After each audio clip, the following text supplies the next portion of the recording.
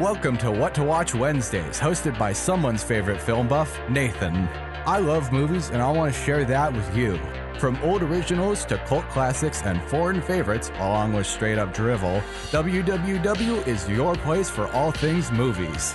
Stick around and we'll leave you with a movie to watch over the weekend with your family or that special someone. So sit back, relax, and enjoy the show. 88.1 The Burg, your music central. Welcome to What to Watch Wednesdays. My name is Nathan, the host of the show with the most, something that's for sure.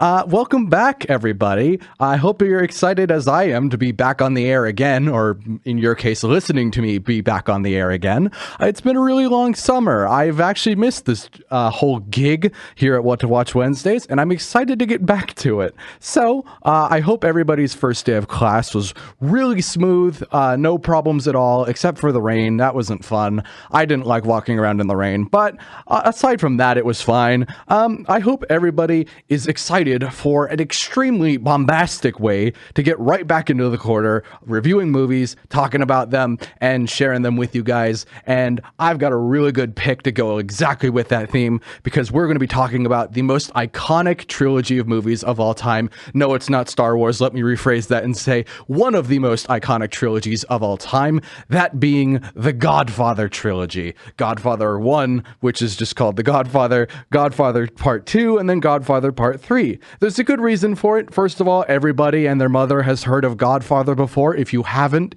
you've actually been living under a rock for the last 70 plus years. I can't count. It was actually 50. At any rate, you've been living under a rock during that entire time. And aside from that, more importantly, and it's interesting that it coincides with the start of school, because this Friday, Francis Ford Coppola, the director and partial writer of all three Godfather movies, will be releasing his newest film, Megalopolis, in theaters, big screen IMAX 70mm. He's going to be showing it to the world. And I figured, what better time to talk about the Godfather trilogy than this week specifically? So, in order of appearance, we will be talking about The Godfather from 1972, The Godfather Part II from 1974, and The Godfather Part III from 1990. Before we get to that, though, we need to take a quick break for some music, and when we come back, we'll jump into The Godfather, so stick around for that. 88.1 The Burg, your music central. Welcome back to What to Watch Wednesdays. For our first movie on the watch list tonight, we will be taking a look at the one and only, the magnificent, the magnum opus, the masterpiece of cinema itself, The Godfather from 1972, available to watch now on Paramount+. For those of you who have never heard of The Godfather, you're lying. Yes, you have. You've definitely heard of The Godfather if you're at any age range at all. If you've heard of movies, you've heard of The Godfather before. Do I even need to tell you why it's important? Yes, I still want to contribute to the conversation because I'm personally a huge fan of The Godfather after rewatching it over the weekend in order to prepare for this show, in order to talk about Francis Ford Coppola's magnum opus of a trilogy, or at least the first two being the magnum opuses. Oopsies, I let some things go kind of slip out before we get to it. We'll get to it later. No, so The Godfather, in case you've never heard of it, which again, you're lying, the basic plot summary is it's about the fictional Corleone family, a crime family, a mafioso family, and a family of Italian Americans, led by the patriarch known as Vito Corleone, and his youngest son by the name of Michael Corleone. I think I'm mispronouncing the name. It should be Corleone, but I call it Corleone because that's the way it's like written on the page. I think either pronunciation works. I don't know which one it particularly is, so I might just switch back and forth between both of them without any consistency, just for the sake of it being kind of funny to never be consistent. Inconsistency to me is extremely funny. I'm a fan of Mel Brooks, but getting off track, to kind of just oversell the movie in every same sense of the word, oversell. The opening scene of The Godfather is probably one of the most iconic scenes in all of film history ever. The first 20 minutes are like the most iconic thing you will ever see. And yet, after the first 20 minutes, you get like one of the best movies ever. How magic. That's why it's called movie magic. It's just magic like that. I personally would describe the rest of The Godfather after that first like perfect 20-minute scene beyond phenomenal. The entire thing is so perfectly rounded into something that is unforgettable. Even after it's been like a couple years, you come back to it and you're like, wow, this is so good. And I say that more so from the perspective of someone who knows about movies and knows that it's like praised in that fashion. For me personally, I can say legitimately when rewatching it over the weekend, I walked away from it going, what I was never expecting me to say that a movie got better the second time I watched it, and it was The Godfather of all things. I feel like it would have been like a consistent quality, and yet somehow watching it again made it even better. And this is The Godfather we're talking about, keep in mind. One of the highest rated movies of all time, and I thought it was better on a second viewing. Most of that comes from the cast.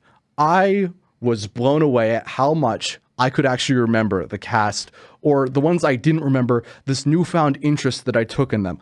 I think, honestly, the biggest strength of The Godfather, the original, has to be, aside from its cinematography, acting, overall music score, which is to die for, its passion, its like intricate weaving of a narrative, and its overall character development. The cast is what made this movie memorable, and a lot of people agree with me there. But I think, honestly, Vito Corleone being played by Marlon Brando was just, I never noticed how intense but also subtle Vito is. I was surprised on a couple occasions when he showed more than just like some cold, dead, emotionless like stare. He actually like reacted to things around him. I was surprised. I was like, isn't this just like a cold, calculated killer? No, he's a human being. That's what's horrifying about him. He's a real human being who like orders other people to be murdered in the streets. This is Vito Corleone at his like highest level. He's a human being who's doing all of this. That's why the movie's memorable. Oh, that was like eye-opening the moment I realized that, because that's the beauty of the movies. It makes you care about the mob, something that's been said over and over. But, and as much as I get off track, I will say that every other cast member nails their performance. Every single one. From Al Pacino to James Caan. I don't know if I'm pronouncing that again. Diane Keaton specifically, Talia Shire, John Cazale, Robert Duvall. Those are just the big names. Every single minor character is also perfectly cast. You would never expect like the guy who's like the singer from Hollywood to be like perfectly cast, but like Johnny Fontaine is perfectly cast. I love that guy's voice. He works so well, and he's just a minor part of this massive epic. I could go on, and I'm so disorganized with my thoughts. The thing I want to narrow down perfectly is, like I said, upon rewatch, I was shocked at how good I was finding it. The thing about it is that with any movie, there can sometimes come a point where you're watching it and maybe something falters, or something is just that close to being not as good as you think it would be or it should be compared to the rest of the movie. So you're like, should I turn this off? I don't know if I want to watch that part, or do I want to kind of skip this part? It could even be like a span of 10 seconds where you're like, okay, like that line of dialogue didn't really hit for me. That didn't really land the way I thought it would. Or there's just like a couple quirks here and there that you're like, what is this? It doesn't really work for me. When I originally watched The Godfather, I had problems like that. I couldn't understand Vito in some of his dialogue scenes. I thought the parts in Sicily were unnecessary and a bit drawn out. Upon rewatch, none of those problems cropped up. This is why I say it got better, because my complaints about Vito are thrown out the window. I don't care anymore. I could understand over half of his dialogue this time around. About 3/4 of it I could understand without any subtitles. I thought that was great. I was like, that's a surprise. I thought he was just like unintelligible half the time. But no, you don't need to like perfectly understand what he's saying. You just need to get the gist of it, because he's good at portraying a human emotion that is like, I can get what you're trying to say.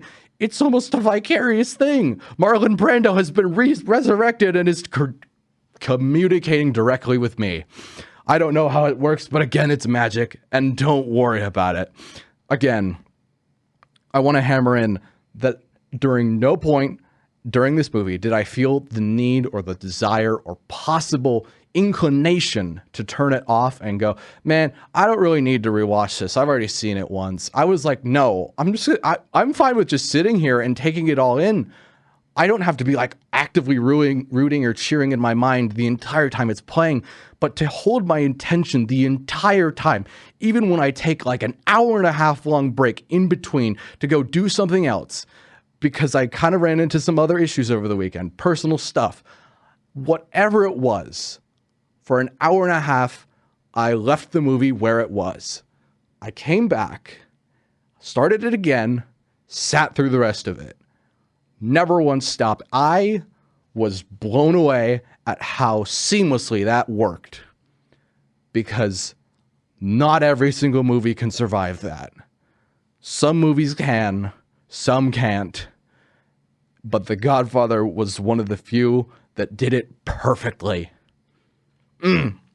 I honestly love this movie even more rewatching it. I even like wanted to upgrade my score that I originally gave it of like only a 9.5 out of 10 points to honestly a perfect 10. It's not a perfect movie, but it's so incredibly close to it that how can you deny that score? You can't, even if you don't like it. So, now that I've talked for 9 minutes about The Godfather, which a lot of people have surely done on the internet, I will now take a break for some more music, and when we come back, we will talk about the sequel, that being The Godfather Part II, so stick around for that. 88.1 The Burg, your Music Central. Welcome back to What to Watch Wednesdays. For our second movie on the watch list tonight, we will be taking a look at the follow-up, the sequel, the well-anticipated and the well-received follow-up to the great original, that being The Godfather Part II from 1974, available to watch now on Paramount+. So, as a follow-up to The Godfather, I said it was well received, which is surprising considering not every single sequel that has ever been made in the film industry has always received such high praise. It's kind of like a lightning strikes once situation. One of the biggest examples would be probably Godfather Part II and then like Terminator 2, Judgment Day, but like that's a completely different topic. At any rate, to kind of summarize the basic plot of Godfather Part II,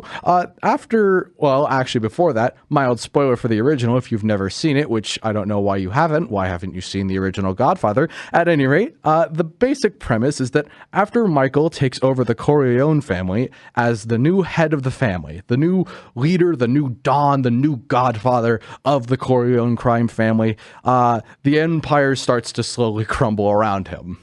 It's a wonderful progression. At the same time, there's a parallel storyline running separate to Michael, but in the past this time around, as we follow a young Vito Corleone, played by a child, and then growing up into a younger-looking Robert De Niro, playing young Vito, throughout his time immigrating to America and becoming the head of the Corleone crime family, eventually evolving into the ruthless gangster that would then be played by Marlon Brando, if this movie came out first, which it did not. At any rate, so here's one of the big things I kind of alluded to earlier, which is that for a sequel, The Godfather Part II has been received extremely well. In fact, it's been received so well that many times I've heard it be mentioned that it matches the original, which I will definitely agree with in certain aspects it does, and it's better than the original, which is a take that I do not, hot take, I don't exactly agree with. Keep in mind that I rewatched the first Godfather this weekend and watched the other two after it this weekend as well to prepare for the show. So I was watching The Godfather for the first time on Sunday afternoon. I was sitting there going, yeah, this is good, but I kind of missed the original for some of its more streamlined qualities. I think the second movie is good. I think it's just about as good as the first movie, if not on the same level in some very definite aspects. But is it better? In my opinion, no. I do not think that The Godfather 2 has the real claim to fame that the original Godfather deserved. And part of that is because of its length. Now, keep in mind, that's an interesting claim to make because The Godfather, the original, is like 2 hours and 50 minutes long. The Godfather Part 2 is only about like 3 hours and 15 minutes long. It's not like there's a massive discrepancy there. It's like, okay, one of them is one of them's nearly 3 hours, one of them's over 3 hours. What's the big deal? Keep in mind that, like, to my knowledge, even like just bordering on being 3 hours is kind of different from a movie being of 3 hours long, or of 3 hours, being 3 hours or a bit longer. To me, there's kind of a threshold in the film world when I watch movies where it's like, okay, this one's going to take me about 3 hours, but this one's going to take me a bit over 3 hours to watch, because there's obviously times to like pause and go use the restroom or like rewind if you ever miss something, or like turn on the subtitles. It's always going to take longer than the allotted amount of time that the movie lasts for to watch a movie when you're a human being with human needs. That's just the way it is, especially when you're watching it on streaming. So with all that keeping in mind, it does feel longer than the original. And that's not always a thing you want to have happen, despite the fact that the original Godfather is about 2 hours and 55 minutes long. Even a minor amount off the top for it to like not feel that long. For a movie to feel like it was about 2.5 hours instead of 2 hours and 55 minutes, because you're enjoying it the entire time, is infinitely better than a movie that is 3 hours and 17 minutes long and feels 3 hours and 17 minutes long. That to me is my biggest issue with The Godfather Part 2. And part of that comes from the discrepancy between the two storylines. As I mentioned, the whole concept of The Godfather Part 2 is that it's about Michael in the present day, which is about the 1950s, even though the movies came out in the 1970s. I feel like I should make that distinction. It's set during the 1950s. Running parallel to that, in the early 1900s up until the 1910s, we have Vito's storyline. So we have these two characters doing different things at different times. I was blown away at Vito's part of the movie. I loved Robert De Niro's performance as a young Vito. It was so well done, and anyone who was also before him did a really good job. It was a very interesting story, and I could see the build-up. I could see him like getting to that point where Brando was at, where Robert De Niro, he may not be Marlon Brando, but he was definitely emulating what Brando made in Vito. Like what the way that Brando made the character come to life, I could start to see that in Robert De Niro's performance. And that was interesting to see. The problem is that it's kind of interspliced in between this incredibly harrowing story of Michael basically losing control of his life. After gaining control of it in the first movie, he now starts to kind of lose his grip and slip away. And it's an interesting story. Both of them are interesting stories on their own. When they're mushed together like this, it's not exactly the easiest thing to go like it's very seamless and there's no issues at all, no whiplash whatsoever. I personally think that if I was to get a short film about 40 minutes long, showing me the progression of a young Vito in Sicily, in the city of Corleone, being like abandoning the city, immigrating to America, and becoming the man he would eventually. As a 40-minute short film, or technically speaking, that's a feature-length movie, but you get the point. As a longer short film, that would be about as effective as what they did making this part of a massive movie with another storyline running parallel to it. The difficulty is that I can't really pinpoint which one's the primary story, because it's obviously Michael, right? But then Vito's is like only partially a bit better in some aspects than Michael's, because it's so interesting to see Robert De Niro then reimagine Vito in a way that just works, but it still maintains what Brando set up in the original performance of Vito. So it's such a weird thing to kind of like criticize, because at the one hand, if they made a secondary short film, there's no way it would get any funding. There's no way it would be done, because the studio would have wanted it. And so they were fine with them making like it into the same movie. But then they were like, there may not have been a chance that it would exist at all. So the fact that it's there is worth it. But at the same time, it could have worked as its own thing. You know what it is? I think I would just like someone to cut out all of Vito's scenes and put it back to back into its own little short film for me to judge and see if that works at all or if it doesn't. Which, of course, I'm not saying that from the perspective of me being the judge over whether it's good or not. More so me saying, I would just like to see it. I want to see what that would look like. Because I think it would actually benefit the main movie so much more. It would make it about as good as the original. And maybe a bit better. See? That's where I'm coming from. But that's my personal opinion. And despite me having a bit of a hot take about Godfather 2, there's definitely going to be no resistance at all to my takes on Godfather 3. Or if there are, they're not going to be very strong ones. So stick around after the break, where we'll jump into Godfather Part 3. Welcome back to What to Watch Wednesdays, and for our third and final movie on the watch list tonight, we will be taking a look at The Godfather Part III from 1990, available to watch now on Paramount+. Although more specifically, it's the version called The Godfather Coda, The Death of Michael Corleone, which is the special director's cut released by Francis Ford Coppola in 1920. And that was the version that I watched.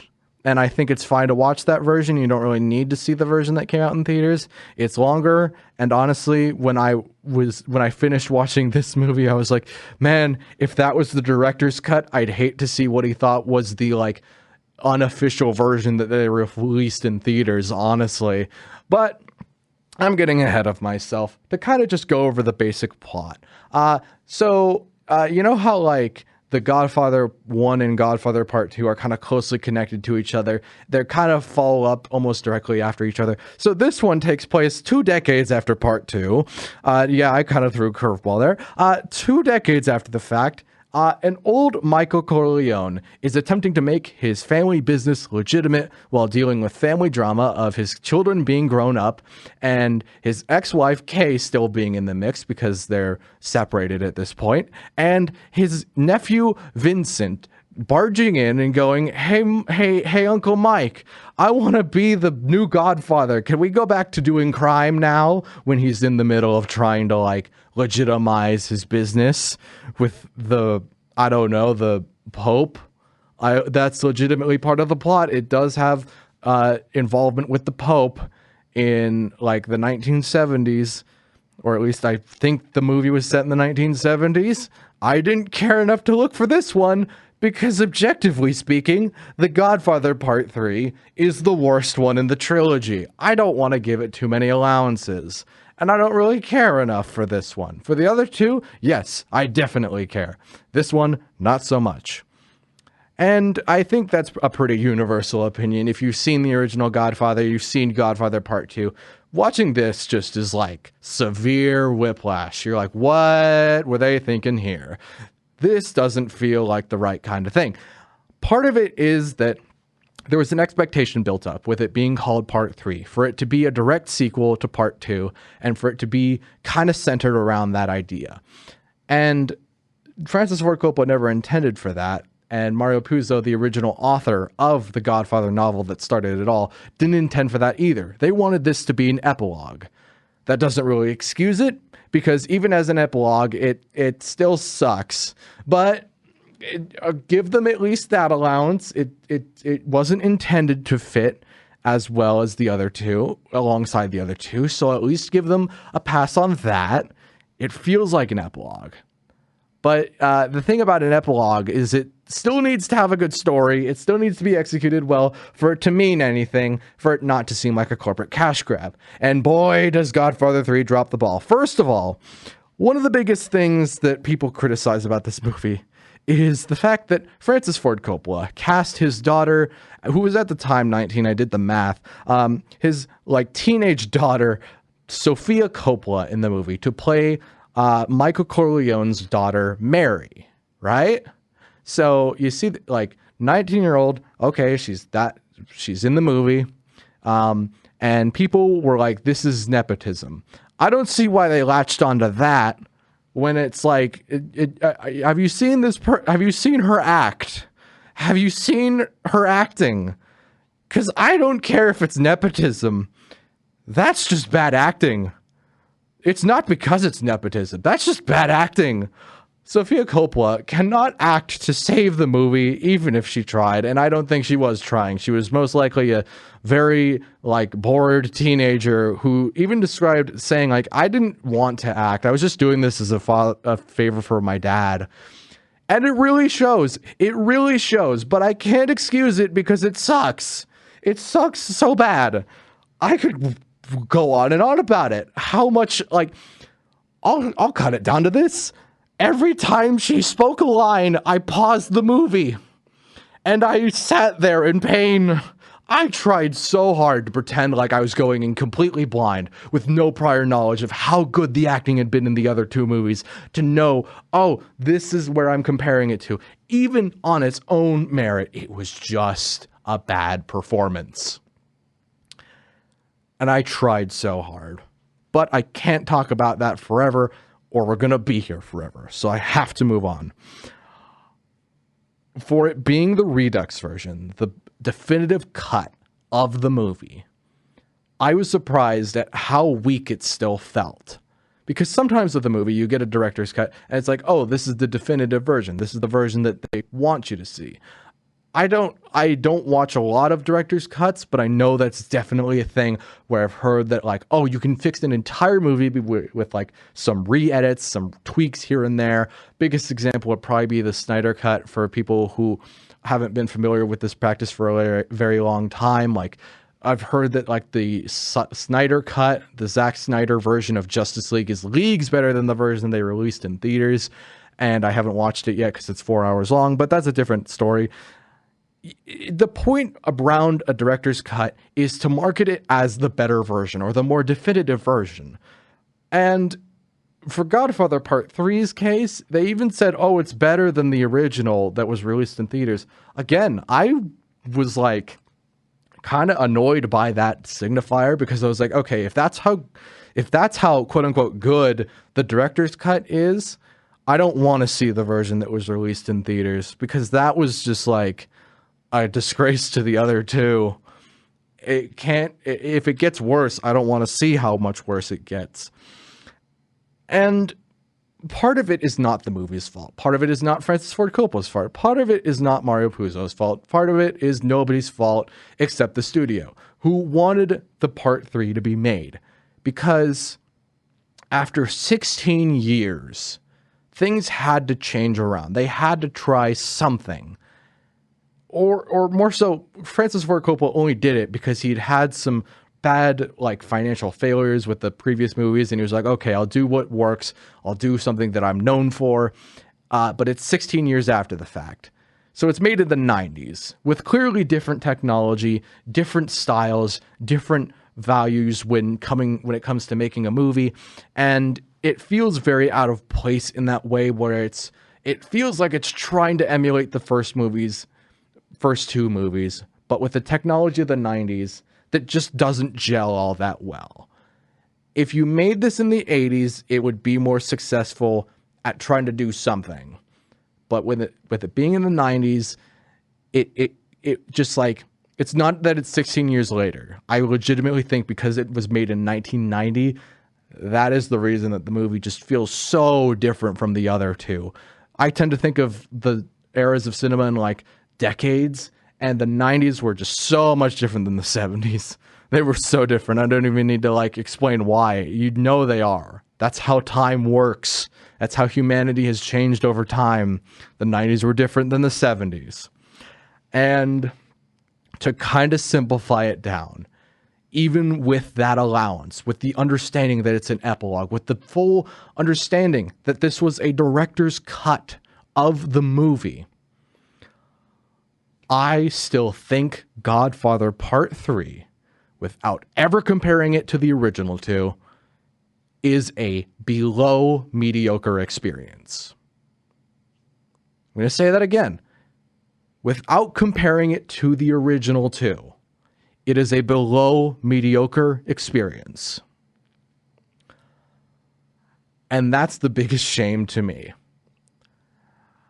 But if you really want to hear me go into more of why that's been the case, or you want to hear me talk more about The Godfather, or you're very interested in hearing my opinion on Francis Ford Coppola's newest movie, Megalopolis, then thank you for listening to What to Watch Wednesdays, and I hope you tune in to What to Watch Weekends this Saturday from 9 to 10 p.m. at night, where I moved it instead of being 9 in the morning. Oh, I should have clarified it. This is from 8 to 10 on Saturday night. 8 to 10 p.m. This Saturday, What to Watch Weekends. Please tune in. It'll be great right here on 88.1 The Burg. Same time, same place, just a bit longer of a show. And with that, please do follow What to Watch Wednesdays on Instagram at What to Watch Wednesdays, all one word, no caps, no spaces. And again, thank you for listening to my opinions on The Godfather. I will be back next week. And until then, movie. I don't know how to end this, but I'm just going to say movie out. There we go. See ya.